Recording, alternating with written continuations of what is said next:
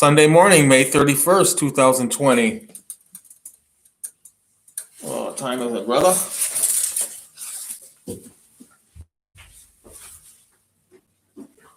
10:20 a.m. Hello, I'm Jason Reese, and welcome to Good Morning Batavia, New York, a Jason Reese media presentation.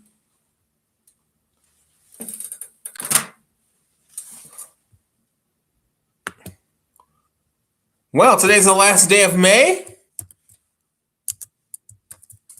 and it's been pretty interesting here in the United States of America.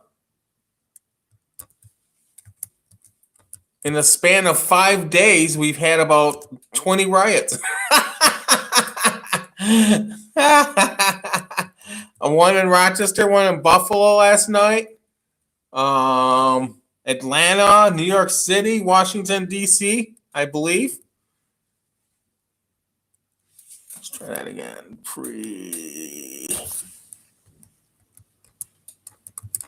All over the murder of one man in Minneapolis. Minneapolis had some pretty good riots. But, as long as police officers continually murder people and get away with it, you're going to see much more of this. Rioting works. Like it or not. Rioting does work. I have to say that. It gets your attention. And right now, the rioters don't carry weapons. You know, a lot of the redneck community, I got guns this, I got guns that. That's different. If you're walking around carrying guns and looting, that's more of an act of war than walking around with no weapons at all, just stealing, burning things down, which is still part of war, by the way. But if you don't have weapons, you got less of a chance to be killed by someone with a weapon, unless you're at a war-like situation. Say last night, if the sheriffs and the National Guard would have just started shooting, they would have not only looked bad, they would have it would have been more like a war situation.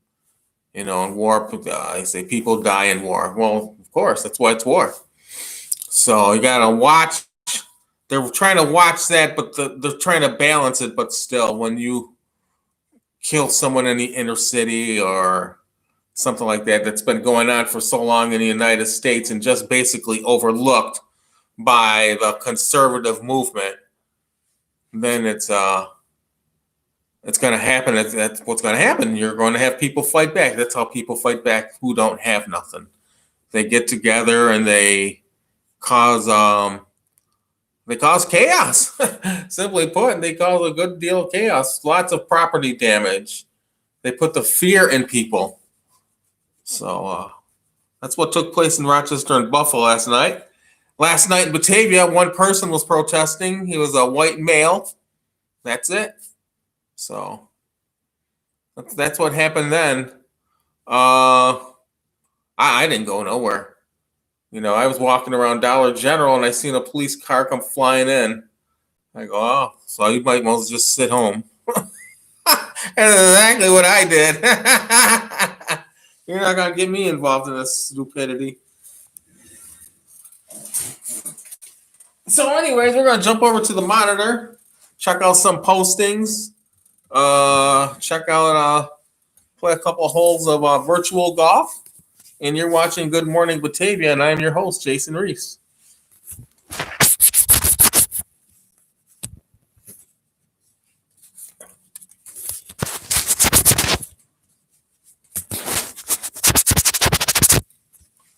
There we go. Ooh, look at the difference.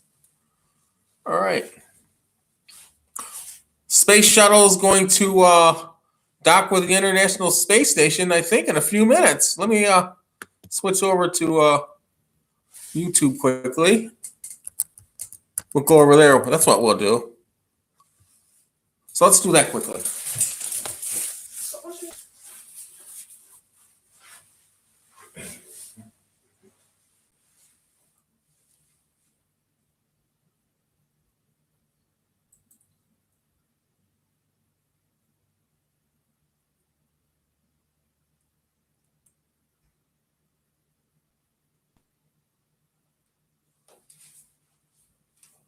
I'm not sure what's wrong with this thing today. So we'll go here. Go to Mesa.com.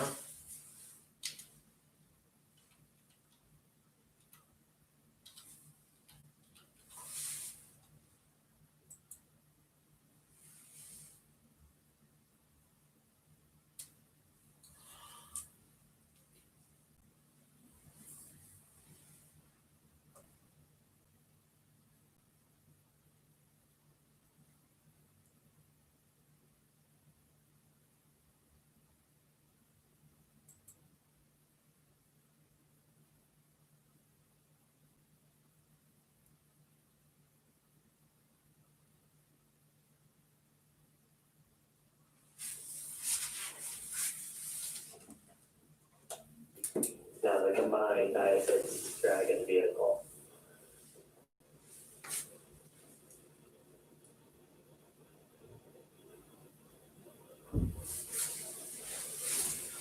Meanwhile, inside the Capitol officers are also standing by for this hard capture to complete.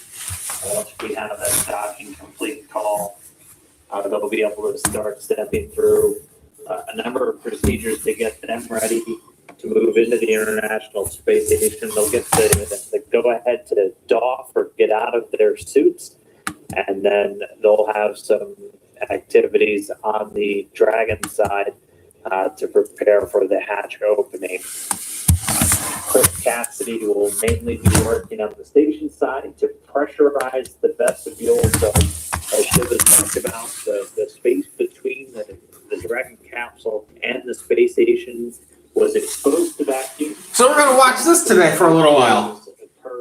Will still be at vacuum inside, so we'll actually open up a valve to supply the air from the station side into that space between the Dragon and station hatchways, and they'll get it up to the same ambient pressure that we'll have inside of Dragon and on the station itself. For it to thermally balance out, make sure we don't have any temperature swings as we're bringing it up from vacuum. So probably from a very cold temperature up to about 72 degrees that they have in their cabin temperature on board the station, and then we'll get the hatches open.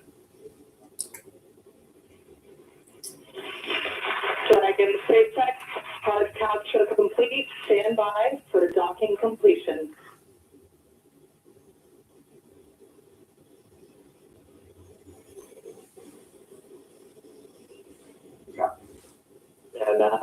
And hard capture is complete, so that's confirmation of those 12 latches to create that airtight seal.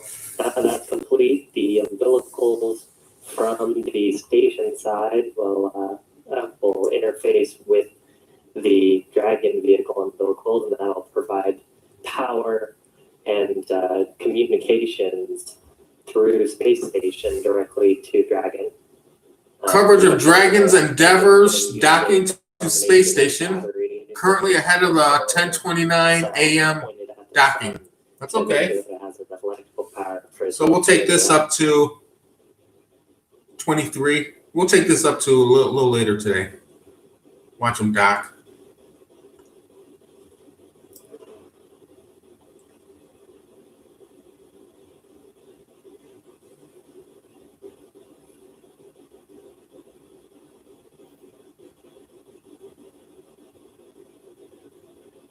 And we're just standing by now for that umbilical to get mated, and that's gonna, again, it should be just saying start the power and data transfer between Dragon and the space station. They've been transmitting data through RF radio frequency on the way uphill, and during the final approach, this will give a hard-made, basically a wired LAN connection between the Dragon spacecraft and the International Space Station itself. We'll take it up to 30. That's it. We're going to call it a show, folks, after this. The station systems using those great big solar arrays that are used. So that's going to be it for Good Morning Batavia today.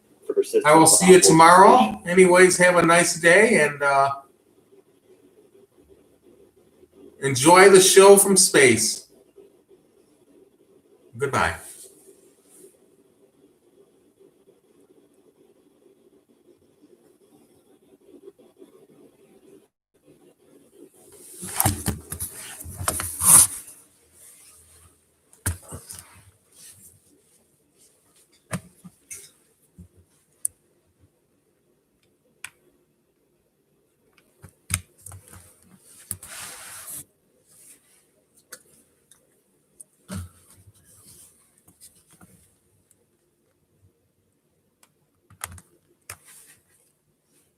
And the socket after the system has been filled, we see the umbilical starting to deploy. About 40% of the way so far, it's going pretty quickly, just take a couple of seconds until we're all. And that's it for Good Morning Batavia for today. For Good Morning Batavia, I'm your host, Jason Reese. Have a nice day and see you tomorrow. Goodbye. SpaceX and Hawthorne standing by.